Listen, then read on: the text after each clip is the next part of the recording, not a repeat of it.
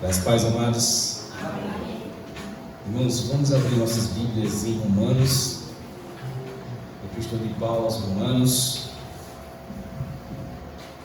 capítulo 1.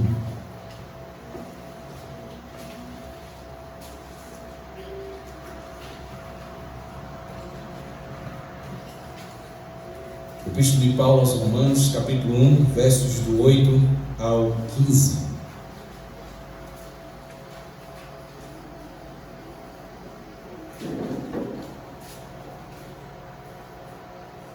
Romanos capítulo 1, verso 8 ao versículo 15. Diz assim a palavra do Senhor: Primeiramente dou graças a meu Deus, mediante Jesus Cristo, no tocante a todo vós, por quem todo o mundo é proclamada a vossa fé. Porque Deus, a quem sirvo em meu espírito no Evangelho de seu Filho, é minha testemunha de como incessantemente faço menção de vós, em todas as minhas orações, suplicando que, em algum tempo, pela vontade de Deus, se me ofereça boa ocasião de visitar-vos, porque muito desejo ver-vos, a fim de repartir convosco algum dom espiritual, para que sejais confirmados, isto é, para que em vossa companhia reciprocamente nos confortemos, por intermédio da fé mútua vossa e minha. Porque não quero, irmãos, que ignoreis que muitas vezes me propus ir ter convosco, o que tem sido até agora impedido, para conseguir igualmente entre vós algum fruto, como também entre os outros gentios. Pois sou devedor tanto a gregos como a bárbaros, tanto a sábios como a ignorantes. Por isso, quanto está em mim, estou pronto a anunciar o Evangelho também a vós outros em Roma. Até aqui a palavra do Senhor, irmãos. Amém. Mas, irmãos, nós iremos dar continuidade à nossa exposição, nossa série de exposição ao livro de Paulo aos Romanos, a Epístola de Paulo aos Romanos. Nós já vimos, justamente no sermão passado, a razão pela qual Paulo escreveu esta carta, o autor dessa carta, que é o próprio apóstolo Paulo, uma questão introdutória dessa carta. E aqui, Paulo, ele estava no fim da sua terceira viagem missionária, faz 3 viagens missionárias, e ele está no finzinho dessa terceira viagem missionária, depois de muitos anos pregando naquela região da Grécia, fundando várias igrejas naquela região, Colossenses, Tessalônica, Corinto e várias outras igrejas que ali foram fundadas pelo apóstolo Paulo. E agora ele queria levar o evangelho não para Roma, porque Roma já tinha uma igreja, mas queria usar a igreja de Roma como apoio para pregar o evangelho numa região inóspita, onde não havia a pregação do evangelho, onde não tinha chegado ainda a pregação do evangelho, que era a região da Espanha. Para chegar à Espanha, ele tinha que passar pela cidade de Roma. A cidade de Roma era a capital do mundo da época, era a cidade mais importante do período. E em Roma havia uma igreja cristã que, como eu disse no sermão passado, ele não fundou essa igreja, muito menos Pedro fundou essa igreja. Foram vários irmãos convertidos no dia de Pentecostes, que o Espírito Santo desceu sobre toda a igreja, sobre a igreja naquele momento, daquelas festividades judaicas, e ali levaram o evangelho para Roma e fundaram aquela igreja. Não há um personagem específico que fundou a igreja da cidade de Roma. Mas apesar, de não ter fundado aquela igreja, ele conhecia muitas pessoas. Paulo conhecia várias pessoas que faziam parte daquela igreja da cidade de Roma. E Paulo não era também oficialmente conhecido daquela igreja. Por ele conhecer, mas havia muitos outros que não conheciam quem era Paulo. Então o plano de Paulo era o seguinte, meus irmãos. Primeiro, ele queria chegar, entregar uma oferta que havia coletado para os irmãos, para ajudar os irmãos da Judéia, lá em Jerusalém. Depois que ele coletasse essa oferta, ele pegaria um navio para Roma, onde passaria um tempo com os cristãos de Roma, e por fim de chegar à igreja de Roma, eles enviariam ele para a Espanha, onde ali ele pregaria o evangelho. Esse era o plano de Paulo. Esse era o planejamento. Paulo queria chegar a Roma, conviver com eles, ter comunhão com eles, depois um apoio financeiro para ir até a Espanha e pregar o Evangelho lá. Como já mencionei no sermão passado, Paulo não era muito bem conhecido pelos romanos. Havia muitos rumores sobre Paulo, sobre a figura dele, quem ele era, sobre o charlatanismo, que muitos diziam que ele era charlatão, diziam que a comunidade judaica, que era muito grande ali da cidade de Roma, pregava contra o apóstolo Paulo, dizendo que desde o tempo que ele se converteu ao cristianismo, Paulo, ele fala contra Moisés, fala contra a lei, é traidor da fé judaica. Então havia muita oposição a Paulo e criava-se vários rumores sobre a figura de quem era o apóstolo Paulo. Eles espalhavam que ele havia abandonado o judaísmo, rejeitado Moisés, o templo, por aí vai, a circuncisão, que a circuncisão não era mais necessário, que Israel não era mais o povo de Deus, entre outras várias acusações. Então Paulo sabia que chegar em Roma, ele enfrentaria uma certa resistência. Quando ele chegaria lá, ele enfrentaria uma oposição, não só dos judeus da cidade, mas também de alguns judeus que faziam parte daquela igreja de Roma. E por isso que ele decidiu escrever a carta enquanto estava ali a caminho de Jerusalém, já pensando na sua futura viagem para a Espanha. Estava planejando, caminhando para Jerusalém para entregar aquela oferta, e ali ele escrevendo essa carta e tendo esses planejamentos. Eu vou para Roma, chegar em Roma, a gente vai ter comunhão com os irmãos, chegar lá, eu vou falar do meu planejamento de pregar o Evangelho na Espanha, com certeza eles vão me apoiar, e assim vou para a Espanha. Então justamente nessa carta, ele começa a explicar o Evangelho que ele pregava. Por isso que eu digo, irmãos, a Epístola de Paulo aos Romanos é um resumo do que é o Evangelho. Se você não sabe o que é o Evangelho, você vai saber a partir do momento que lê essa carta com diligência, com dedicação, e a partir desse momento que estamos aqui expondo essa carta, isso vai ficar muito mais claro, muito mais evidente do que é o Evangelho. E ele aqui estava pensando justamente nisso, explicar qual é o Evangelho, o que ele pregava, responder possíveis críticas contra ele, responder também algumas questões importantes, como a relação dos judeus com a igreja, né? E aí no início dessa carta, nós vimos, ele faz uma apresentação dele, ele faz as saudações, fala de si mesmo, da sua mensagem, que o Evangelho que ele prega não é um Evangelho que vem dele, que é de origem humana, mas que esse Evangelho é o Evangelho de Deus, né? E é uma promessa que foi registrada desde a época do início de todas as coisas, desde Gênesis, desde o Antigo Testamento. Havia a promessa desse Evangelho, havia a promessa da vinda do Messias, que é cumprida na figura de Jesus de Nazaré, do Jesus Cristo. Ele também destacou aqui que o Evangelho ele deve estar centrado em Cristo Jesus, o Filho de Deus. Ele deve ser levado também, esse Evangelho, essa boa notícia, para o mundo inteiro. Por isso Paulo tinha um desejo de pregar o Evangelho, meus irmãos, até na Espanha. Porque a Espanha, é porque muitas vezes a gente não consegue entender esse contexto, mas a Espanha para aquele pessoal era um lugar mais distante que poderiam alcançar. Era um lugar onde depois da Espanha havia mar, e depois do mar ninguém conhecia mais outra terra. Então a Espanha seria o lugar mais distante. Paulo queria pregar o Evangelho até o local mais distante que pudesse. E ali era justamente esse plano de Paulo. E a gente vai observar, meus irmãos, se esse plano deu certo. Mas vamos observar, primeiramente aqui, que Paulo sentia um amor pelos romanos. Obrigado, Juan. Em seguida, Paulo expressa esse grande amor.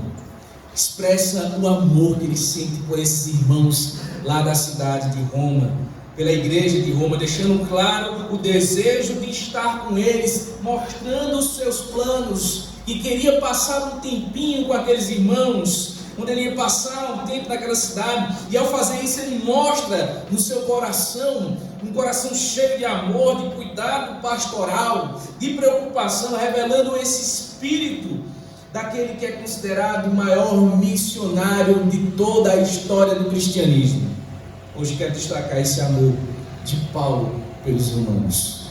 o amor que o apóstolo Paulo sentia pelos irmãos. E como nós podemos aprender com esse amor que o apóstolo Paulo tinha com os irmãos, para que nós possamos também amar cada um de nós, amar uns aos outros. Isso fica claro, meus irmãos, esse amor de Paulo, quando ele orava constantemente por aqueles irmãos, desejava ter comunhão com aqueles irmãos, sentia que tinha a responsabilidade de levar o evangelho até aqueles irmãos. Meu objetivo hoje, nessa exposição da palavra de Deus, meus irmãos, é aprender com o apóstolo Paulo o que significa ser de fato um cristão verdadeiramente piedoso, comprometido com a mensagem do reino de Deus. Nessa passagem, Paulo nos permite ver dentro do seu coração. Ele abre o seu coração, mostrando como é o coração de alguém que realmente teme ao Senhor, como é o coração de alguém que realmente ama ao Senhor, se dedica completamente de viver do Evangelho de Jesus. Minha esperança, meus irmãos, é que o Espírito Santo ele possa examinar o teu coração, possa constranger o teu coração, possa confortar o teu coração, usando Paulo como um exemplo para nos guiar, para nos corrigir, para nos motivar a viver uma vida que de fato honre a Deus com a mesma dedicação que o apóstolo Paulo tinha, a dedicação de viver do Evangelho. Primeiro quero destacar, meus irmãos, o amor de Paulo, que é evidente nas suas orações para aqueles irmãos. Veja aí o verso 8. Primeiramente, dou graças a meu Deus, mediante Jesus Cristo, no tocante a todos vós, porque em todo o mundo é proclamada a vossa fé. Mesmo não sendo fundador da igreja, não sendo fundador da igreja da cidade de Roma, e não estando entre os líderes, Paulo agradecia a Deus pela vida daqueles irmãos. Aquela igreja era uma igreja que havia espalhado a sua fé pelo mundo inteiro. Quando a gente fala mundo inteiro, meus irmãos, entenda, não é o mundo como conhecemos hoje, mas é o mundo do qual eles conheciam. Então esse mundo inteiro, eles levavam o Evangelho, porque veja, isso se explica em parte pelo ditado que se dizia, que eu acredito que os irmãos já ouviram falar desse ditado, que é: todos os caminhos levam a Roma, né? Que é justamente um ditado muito antigo, e de fato Roma era uma cidade que interligava-se a várias outras, era uma cidade que havia várias estradas, era uma cidade extremamente importante. Então, de fato, levar o Evangelho para outras regiões do mundo seria muito mais fácil ali da cidade de Roma, porque haviam várias estradas, a comunicação era muito mais fácil. E muitas pessoas iam para Roma, conheciam o Evangelho, e depois saíam pregando o Evangelho em outros lugares. A obra missionária da igreja de Roma já era reconhecida, e a fé daqueles irmãos se espalhava por todo o Império Romano. Era uma igreja missionária, era uma igreja que pregava a palavra de Deus. E Paulo agradecia, mas observe que ele agradecia incessantemente. Ele agradecia todos os dias pelo crescimento da igreja de Roma, mesmo não sendo uma igreja que ele fundou, mesmo não sendo uma igreja do qual ele era líder. Ele não busca glória para si, meus irmãos, porque o único interesse de Paulo era ver o Evangelho avançar. O interesse de Paulo, a motivação de Paulo era ver o Evangelho crescer, era ver o Evangelho se expandir. Ele agradecia por um trabalho que ele não liderou, pelas ovelhas que ele não pastoreou, pelos frutos do qual ele não plantou. E hoje, muitas vezes, mal conseguimos agradecer pelo que Deus faz pelas nossas vidas, quanto mais pelo crescimento espiritual de outras igrejas. O coração de Paulo mostra o amor que devemos ter pelo reino de Deus, o amor que nós devemos ter pelo Evangelho, pelo avanço do Evangelho, que é muito maior do que essa denominação, que é muito maior do que a igreja presbiteriana fundamentalista, porque existem milhares e milhões, meus irmãos, de cristãos ao redor desse mundo, que creem em Jesus, assim como você, assim como eu, que nós cremos, meus irmãos, e devemos nos alegrar com isso. Devemos estar alegres, porque o Evangelho, ele está sendo espalhado. Talvez não pela nossa denominação. Deveríamos agradecer a Deus pelos lugares onde o verdadeiro Evangelho está sendo pregado. Antes mesmo de agradecer por tudo que nós temos. Porque independentemente de tudo, meus irmãos, a igreja está crescendo no mundo. A igreja está avançando. O Evangelho está sendo pregado. Mesmo que a gente observe uma aparente investidura do mal, mesmo que a gente aparente ver que o mal está vencendo, como nós vimos na escola dominical, mas quem é vencedor sobre todas as coisas? Quem foi que venceu da morte? Quem foi que venceu o pecado? Jesus Cristo.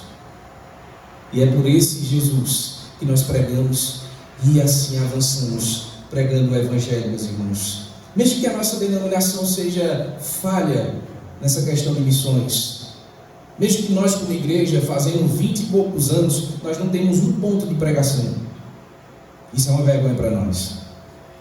Mesmo que nós não temos essa falha de pregar de fato o Evangelho, de evangelizar e tudo mais, mas sabemos que várias outras denominações investem massivamente nas missões, na pregação do Evangelho, e por isso nós devemos ficar tristes. O que é que Paulo nos diz? Ele está alegre.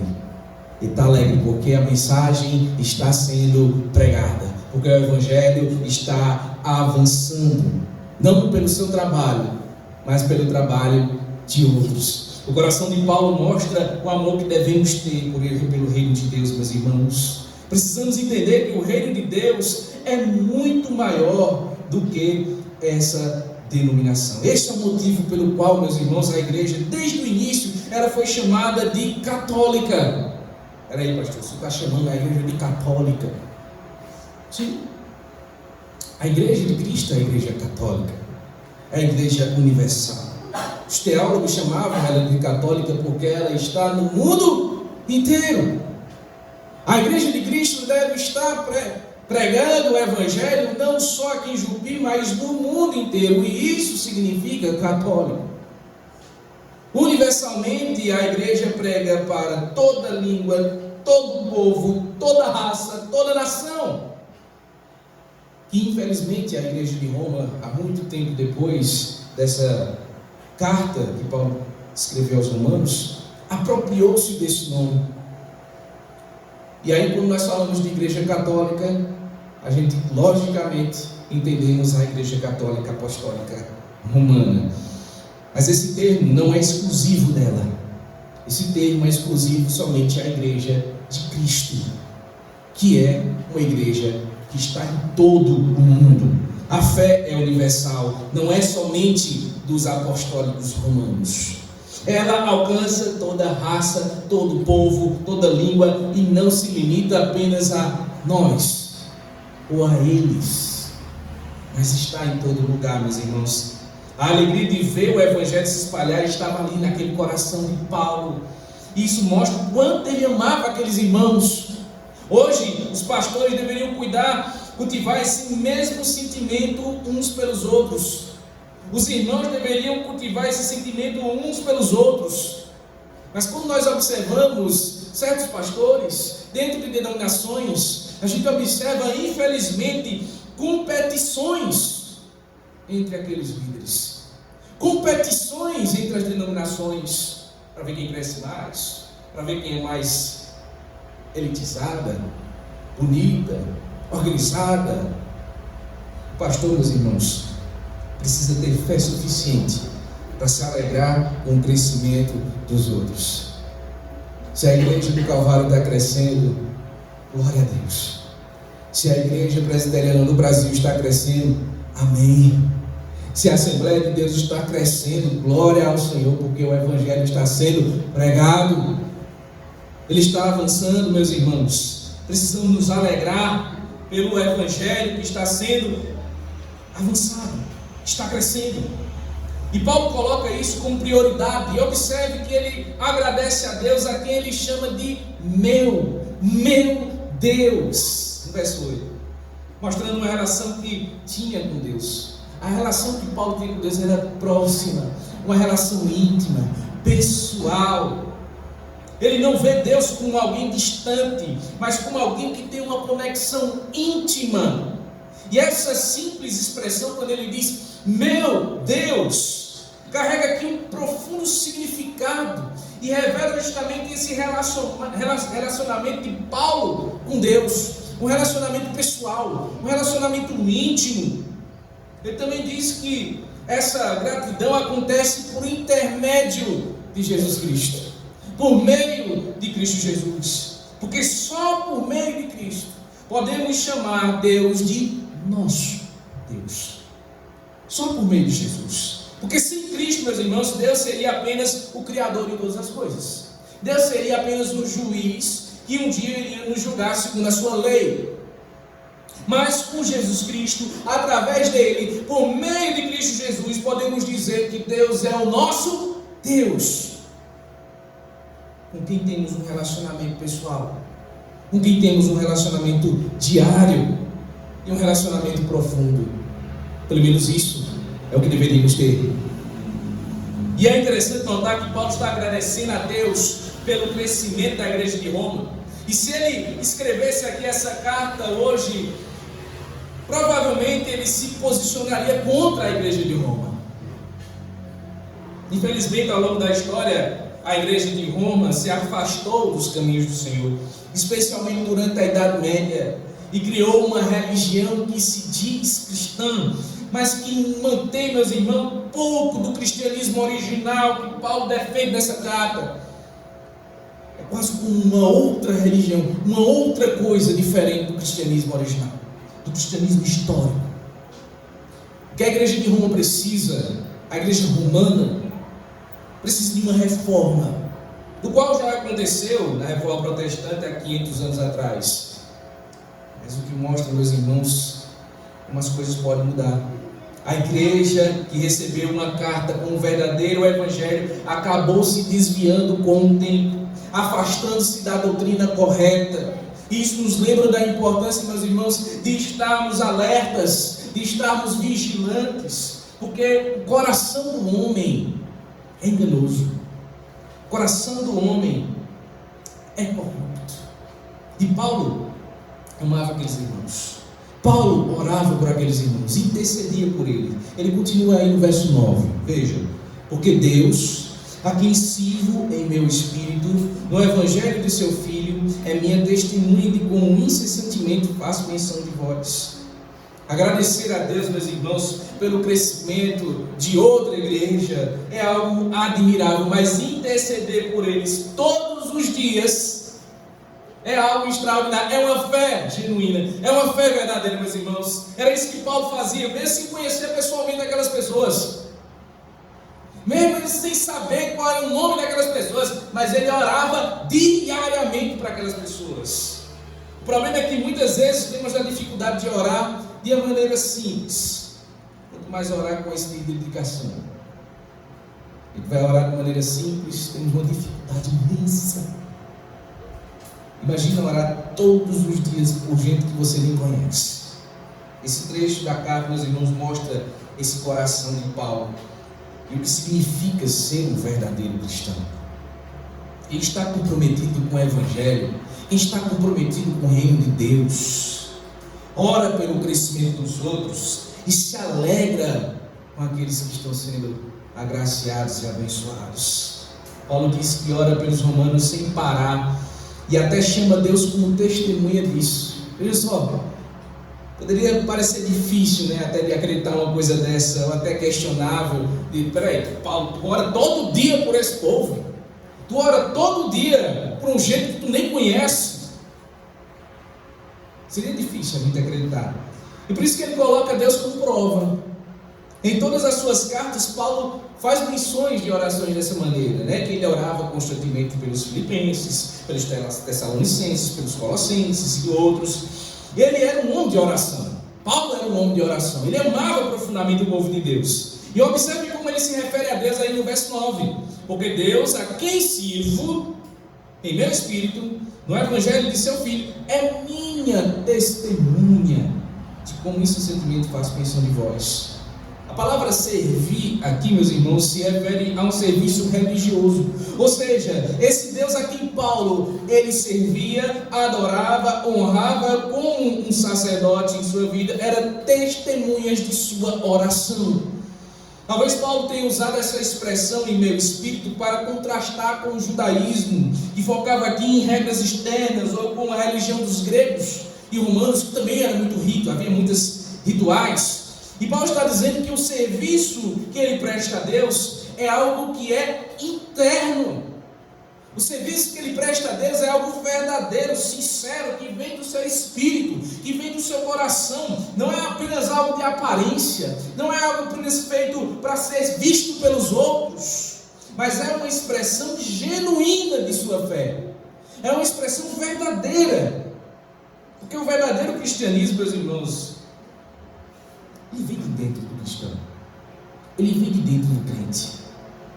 Vem de dentro. E leva o cristão a servir a Deus de coração. É claro que o evangelho transforma a vida, meus irmãos. Mas é no nosso interior que estão as nossas verdadeiras motivações espirituais. É do nosso coração que sai aquilo que nós falamos. É ali que Deus é honrado por meio de Jesus Cristo, que o Espírito Santo nos faz vivificar, meus irmãos, ações externas, como por exemplo ir à igreja todos os domingos, como por exemplo chegar à igreja e dizer, estou no lugar santo, ir à igreja e dizer, não, aqui estou cumprindo a minha parte, cumprindo o meu rito, cantar louvores, dar dízimos, dar ofertas, fazer uma confissão pública de fé, são importantes. É necessário que você venha, que você publique sua fé, é necessário que você de fato pregue o evangelho, que você cante, que você sirva ao Senhor. Mas sozinho, isso não tem valor algum. Sozinho, isso não faz você um cristão de verdade. Servimos a Deus a partir do mais profundo do nosso coração, meus irmãos, e não apenas por mero ritual ou práticas religiosas. Porque se você faz isso, porque, por exemplo, se você vem para a igreja porque é obrigado pela mãe, pelo pai, se você vem para a igreja por mero rito, por mera religiosidade, está no lugar errado, meu irmão. A igreja não é lugar para fariseu, apesar de ter muitos. É um lugar onde precisamos louvar e adorar o Senhor com todo o sincero do nosso coração, com toda a sinceridade. Pastor, mas eu não sei cantar direito, mas louve a Deus com sinceridade. Pastor, mas eu não sei orar direito. Ore com sinceridade. Ore com sinceridade. Esteja aqui na igreja com sinceridade. Venha para a igreja porque você de fato quer adorar a Deus. Não venha para a igreja porque você vai ser visto pelo povo, porque você vai ser visto pela sua família, ou por alguém irmão. Enfim, meus irmãos, precisamos estar aqui servindo ao Senhor de todo o nosso coração, como o apóstolo Paulo aqui fazia. Paulo continua aqui, ele diz, no evangelho de seu filho, do seu filho, no verso 9, mostrando mais uma vez que só por meio do evangelho de Jesus Cristo podemos nos aproximar de Deus. Só por meio do evangelho podemos servi-lo, honrá-lo e glorificar seu nome, orar, interceder, só por meio do evangelho de Cristo Jesus. É através do verdadeiro evangelho de Cristo que chegamos até Deus. Não há outro caminho. Não há outro caminho. O apóstolo está dizendo que não são as obras, a moralidade, o teu comportamento, a tua vidinha do qual eu sou santo.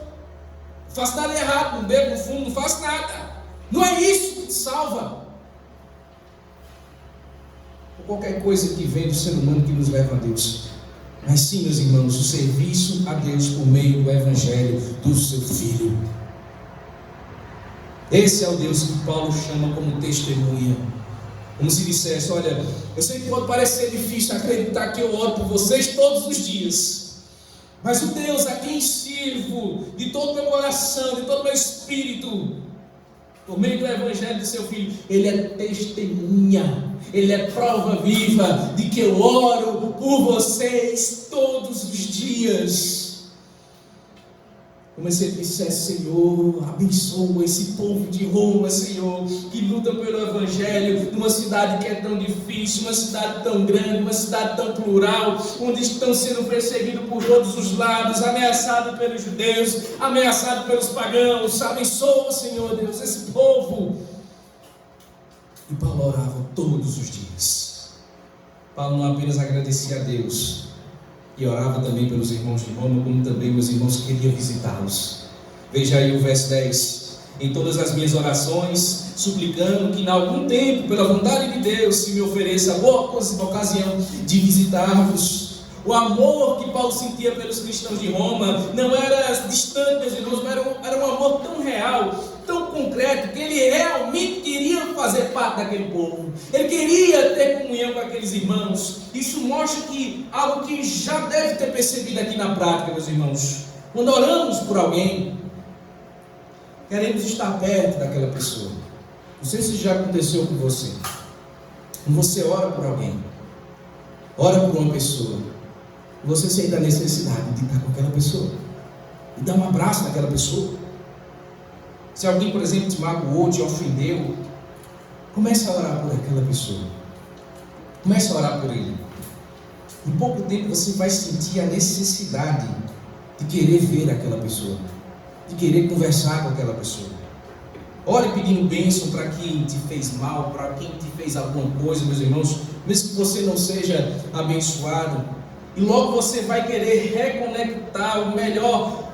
Você vai querer se relacionar novamente com aquela pessoa. Quando oramos por alguém, nosso coração se abre, meus irmãos, e o perdão vem. É isso que vemos aqui na carta de Romanos. Paulo começa a orar por pessoas. E o que é que acontece? Paulo sente a necessidade de estar em comunhão com essas pessoas. Na verdade, isso era algo que Paulo desejava há muito tempo, como nós vimos lá no capítulo 15, verso 23. Mas agora, não tendo já campo de atividade nessas regiões, e desejando há muito visitar-vos. Então Paulo queria muito visitar aqueles irmãos. Não era naquele momento que ele escrevia essa carta, mas há muito tempo. Observe que ele diz aqui: visitar-vos e não morar com vocês. Porque o objetivo de Paulo era qual? Chegar em Roma, visitar os irmãos e partir para a Espanha, logo depois. E é importante também, meus irmãos, notar que Paulo diz aqui nesse trecho, veja aí no verso 10: em todas as minhas orações, suplicando que em algum tempo, pela vontade de Deus, se me ofereça boa ocasião de visitar-vos. O apóstolo reconhecia, meus irmãos, que Deus é soberano e sabia que mesmo que seu desejo, que seu planejamento era visitar Roma, ele visitaria se fosse da vontade de Deus. Por isso ele ora dessa maneira. Estamos falando de um homem de fé, meus irmãos, que servia a Deus de coração, que tinha acesso à presença de Deus e conhecia Deus intimamente, mas que não era arrogante a ponto de decidir por si mesmo que iria para Roma. Ele não era desses pregadores que temos hoje em dia que dizem: eu decreto a tua bênção, meu irmão, eu determino que Deus abençoe a tua viagem. Nós vemos muitos pregadores fazendo isso. Paulo era um servo de Deus, meus irmãos. Ele entendia que tudo que ele planejava, que tudo que ele pensava, só poderia acontecer se tivesse aonde? Nos planos de Deus. A verdade é essa: quanto mais alguém conhece a Deus, menos arrogante ela se torna, meus irmãos. Quanto mais você conhece a Deus, menos você vai dar ordens ou fazer exigências a Ele, mas vai dizer o seguinte: olha, Deus, se for da tua vontade, Senhor, eu irei para Roma. Se for da tua vontade, Senhor, meu planejamento dará certo. E observe que o próprio Paulo, quem está dizendo isso. Por essa passagem, meus irmãos, podemos imaginar que uma oportunidade estava surgindo. Paulo estava prestes a partir para Jerusalém, no final da sua terceira viagem missionária. Estima-se que ele tinha passado aqui cerca de 15 anos pregando naquela região do Mediterrâneo, naquela região da Grécia, ali da Ásia Menor, e as coisas estavam se encaixando. Parecia real a possibilidade de Paulo finalmente chegar na Espanha. Planejar não faz mal a ninguém. Na verdade, é muito importante que você planeje. Como professor, eu sei muito bem disso. Temos que planejar todos os dias aquelas aulas. Planejar. Mas como professor, eu sei muito bem também que nem sempre acontece como planejado. A gente planeja, meus irmãos, mas nem sempre acontece como queremos. Paulo chegou a Jerusalém para entregar as ofertas. O que acabou acontecendo com Paulo foi que ele foi preso. Ele também chegou a Roma, mas ele não foi do jeito que ele esperava chegar. Ele chegou ali 2 anos depois como prisioneiro político. A cidade que ele tanto amava conhecer, o lugar onde ele desejava estar com os irmãos, foi a cidade onde ele morreu, no ano 64, quando o imperador Nero ordenou que ele fosse decapitado na Via Ápia. Nem tudo sai como planejamos. Paulo chega a Roma, mas não da maneira do qual ele imaginava. Ele planejou, mas quem foi que decretou? Deus. Continuando o texto, Paulo fala sobre o seu desejo de ter comunhão com aqueles irmãos que ele tanto amava. Veja aí o verso 11 a 13. Porque muito desejo ver-vos, a fim de repartir convosco algum dom espiritual, para que sejais confirmados, isto é, para que em vossa companhia reciprocamente nos confortemos por intermédio de fé mútua, vossa e minha, porque não quero, irmãos, que ignoreis que muitas vezes me propus em ter convosco, no que tenho sido até agora impedido, para conseguir igualmente entre vós algum fruto, como também entre os outros gentios. Paulo queria compartilhar o que Deus havia dado. Essa habilidade não é falar em língua não, meus irmãos. Esses dons não é o falatório de línguas, mas eram justamente os dons do qual Paulo tinha, de ensinar, a fim de fortalecer ali aquela fé dos romanos. E para deixar claro que ele não era aquele do tipo que ensina sem aprender nada. Eu digo sempre aos meus alunos, olha, eu vou ensinar vocês, mas eu vou aprender muito com vocês também. E Paulo era desses. Ele ensinava, mas ele sabia que poderia aprender muito também com aqueles irmãos. Ele deixa claro. O apóstolo, mesmo tendo alcançado uma grande maturidade espiritual, meus irmãos, nunca se considerou alguém que não precisava ajudar os outros, que não precisava aprender dos outros. Nós também nunca chegaremos a um ponto em que não vamos precisar dos outros, como se nós fôssemos autossuficientes, não precisamos de ninguém. Nesse sentido, não entendo muito bem porque existem desigrejados. Já ouviram falar desse termo? Desigrejados. Porque um desigrejado é alguém que quer ser crente, que quer ser cristão, mas não quer fazer parte de uma igreja. Se alguém poderia se considerar autossuficiente, esse alguém seria Paulo. Mas o que Paulo queria lá em Roma, meus irmãos? Ele queria estar com os irmãos em Roma. Ele queria estar em comunhão, em profunda intimidade com os irmãos. No entanto, meus irmãos, a gente observa que Paulo queria ensinar, ser ensinado, ser confortado. Quando Paulo fala sobre a importância, meus irmãos, da igreja, a igreja é extremamente importante. Não é para ver aqui também os bancos cheios, ofertas aumentando, o número crescendo de crentes. O interesse, meus irmãos, não é esse. Eu insisto nisso porque sei que não podemos ser verdadeiros cristãos sem ter comunhão uns com os outros. Todos nós precisamos de um ambiente onde possamos ser ensinados, ajudados, fortalecidos, onde passamos a usar os nossos dons espirituais. O pastor Ramos está aqui conosco, deseja compartilhar os seus dons conosco, de pregar o evangelho, de tocar, enfim, de cantar, de louvar ao Senhor. É importante estar em comunhão, é importante estar com os irmãos, meus irmãos. É triste ver esse movimento de desigrejados se espalhando por todo o mundo, com cristãos que querem Cristo, mas que não querem fazer parte da igreja de Cristo. Isso é triste. E Paulo não queria apenas ser encorajado pelos romanos, meus irmãos, mas também disse aí no verso 15, no verso 14, porque não quero, irmãos, que ignoreis que muitas vezes me propus em ter convosco o que tenho sido, para conseguir igualmente entre vós algum fruto, como também entre os outros gentios. Verso 13. Ele queria gerar frutos por meio do trabalho com os romanos e com os outros gentios, especialmente lá com a Espanha, meus irmãos. Paulo desejava ver o evangelho dar frutos em todo o mundo e fez muitos planos para ir em Roma, mas nem ele conseguia tudo o que queria. Paulo planejava, mas foi impedido várias vezes, como ele diz aqui, né? Provavelmente porque ainda havia muito trabalho ali na região onde ele estava pregando o evangelho, na Ásia Menor. Cada igreja que era plantada exigia uma dedicação específica do apóstolo Paulo. E como Paulo não podia visitar a igreja de Roma quando ele bem quis, ele escreveu essa carta, meus irmãos. Por isso temos a carta aos Romanos hoje. Por isso que quando o nosso desejo não é realizado naquele momento no qual nós desejamos, é porque um propósito maior está chegando. É porque um propósito maior está em curso. Além de mostrar o seu amor pelos romanos de outras formas, Paulo também demonstra esse amor ao sentir que é devedor a eles. Veja o verso 14 e 15. Pois sou devedor tanto a gregos como a bárbaros, tanto a sábios como a ignorantes. Por isso, quanto está em mim, estou pronto a anunciar o evangelho também a vós outros em Roma.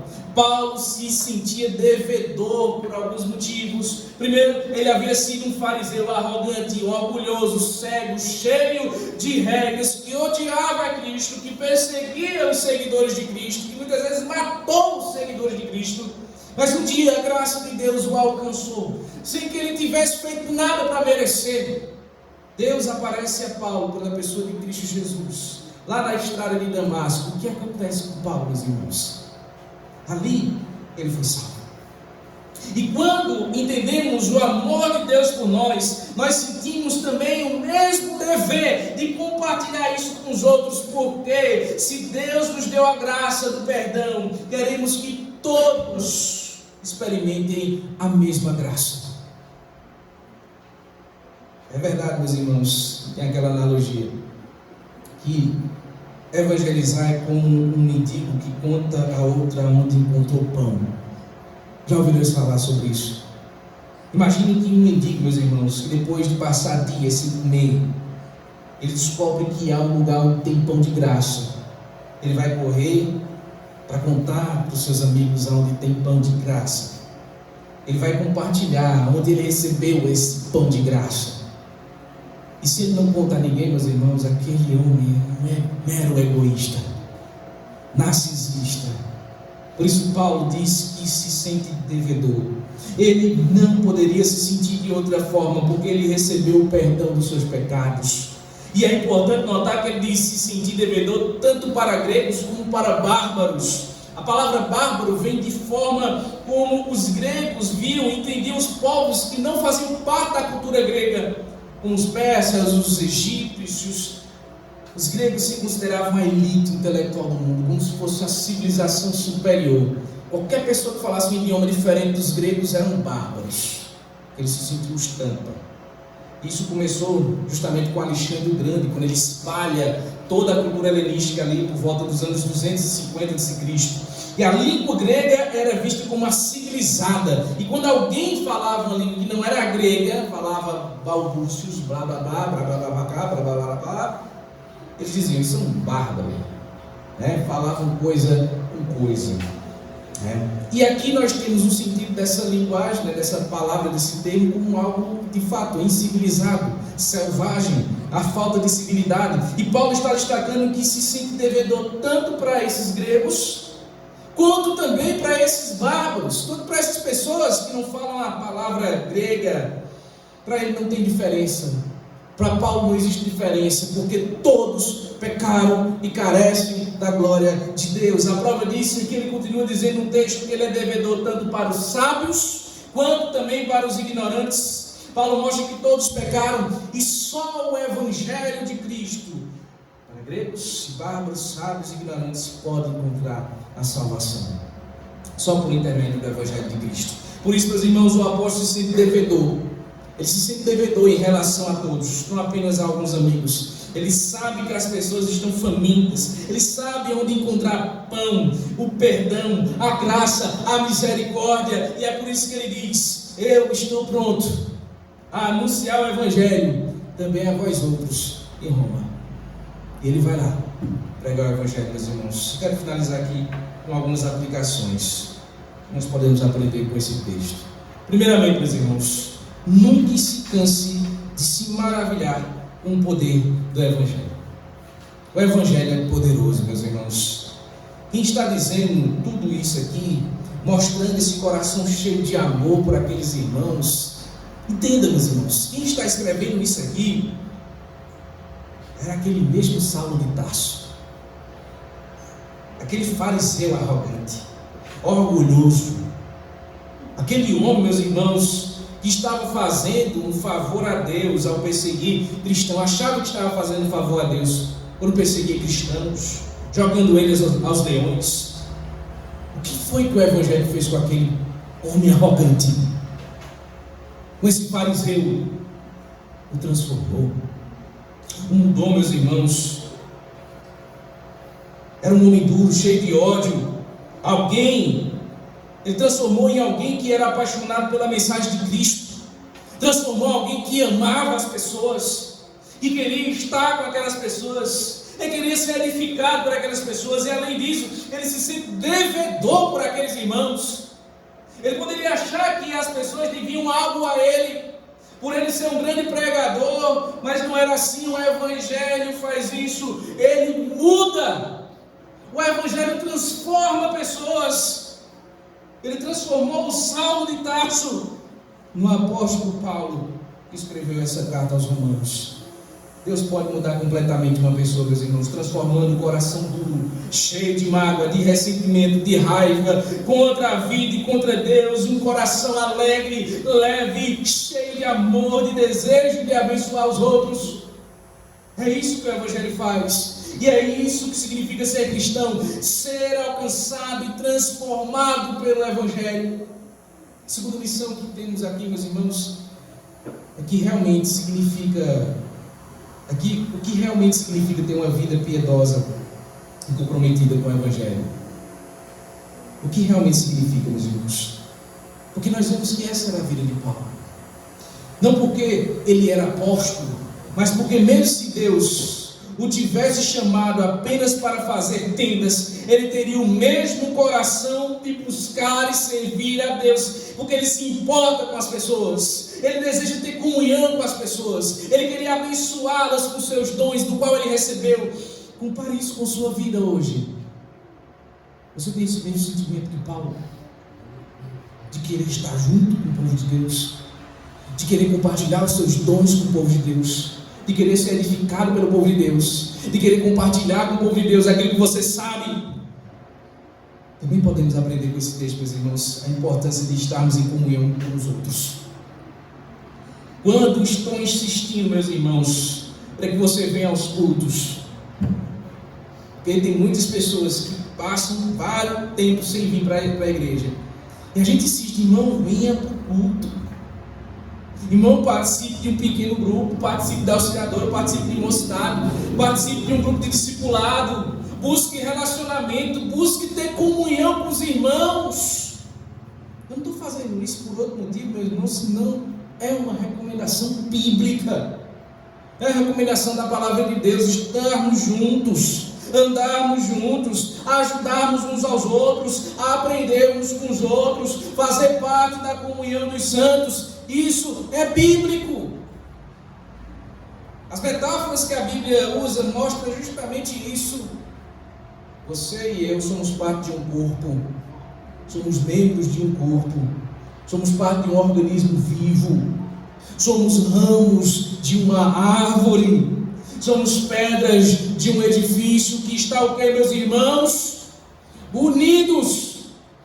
E assim por diante. A quarta lição que o texto ensina é a responsabilidade de pregar o Evangelho, meus irmãos. Se você foi alcançado pelo Evangelho, se você está aqui na igreja hoje, foi alcançado pelo Evangelho, por que você não se sente no dever de compartilhar o Evangelho? Por que você não sente essa necessidade de compartilhar o Evangelho? Se você conhece o caminho para Deus, por que não sente que deve mostrar esse caminho para outras pessoas? Eu entendo que temos uma dificuldade natural, que muitos têm dificuldade por serem tímidos, por serem pessoas que são retraídas, que não sabe como começar, como dizer. Além disso, o mundo de hoje é muito complexo. Se você disser, ó, Jesus Cristo salva, você tem que explicar isso titim por titim. Mas eu reconheço, meus irmãos, que pode ser difícil, mas existem ferramentas, métodos e maneiras de você compartilhar a sua fé. Se você não consegue falar sobre isso, pelo menos convide a pessoa para ir para a igreja. Meu irmão, olha, vamos para a igreja domingo? Começa por 7 horas. Vou para a igreja domingo? Tem culto de manhã, 9h30, e culto à noite, às 7. Eu te convido, meu irmão, bora? Envie o link da pregação. Está sendo filmada aqui a pregação. Envie o link lá do YouTube. Compartilhe mensagens com seus irmãos, com seus amigos, lá no seu Instagram, no seu WhatsApp. Compartilhe. É importante, meus irmãos. O importante é compartilhar, mesmo que você não saiba explicar tudo sobre sua fé. Por mais que você não tenha um bom testemunho assim, um sentido sobrenatural. Mas compartilhe. Às vezes o seu simples viver em Cristo conta muito mais do que as suas palavras. Tem uma frasinha que diz: evangelize, se possível, use palavras. Ou seja, se possível, pregue. Mas muitas vezes a nossa vivência, o nosso testemunho é que chama o pessoal para a igreja. Por fim, meus irmãos, aprendemos com o texto que podemos fazer planos, mas a decisão final é de quem? De Deus. Paulo não tinha ideia de como ele ia chegar a Roma, mas acabou indo, embora não do jeito que ele imaginava. Apesar do que aconteceu com Paulo, Deus cumpriu os seus planos, pois mesmo preso em Roma, ele escreveu a carta aos Efésios, ele escreveu a carta aos Filipenses, ele escreveu a carta aos Colossenses, ele escreveu a carta a Filemão. Se ele não tivesse sido preso, meus irmãos, talvez não teríamos essas cartas, não teríamos essa preciosidade. E mesmo na prisão, ele abençoou muito mais pessoas do que se ele tivesse livre. Provavelmente Paulo nunca chegou à Espanha, porque ele queria, planejava. Nós não sabemos se Paulo foi ou nunca foi. Mas se não foi lá fisicamente, nós sabemos, meus irmãos, que os seus escritos chegaram lá. Nosso Deus é soberano e está sob controle, meus irmãos. Está entronizado e governa tudo e a todos. É a Ele que nós queremos servir. É a Ele que nós devemos ajudar, meus irmãos. Que Ele nos ajude. Que Ele nos reserve um tempo diário para que nós possamos servi-lo. E nos dê a graça para buscarmos comunhão uns com os outros. E testemunharmos sobre Cristo, meus irmãos. Porque somos devedores. E todos por causa desse Evangelho. Somos devedores por causa do Evangelho de Cristo. Amém? Amém? Que Deus os abençoe, meus irmãos. Que Deus aplique assim a mensagem nos nossos corações.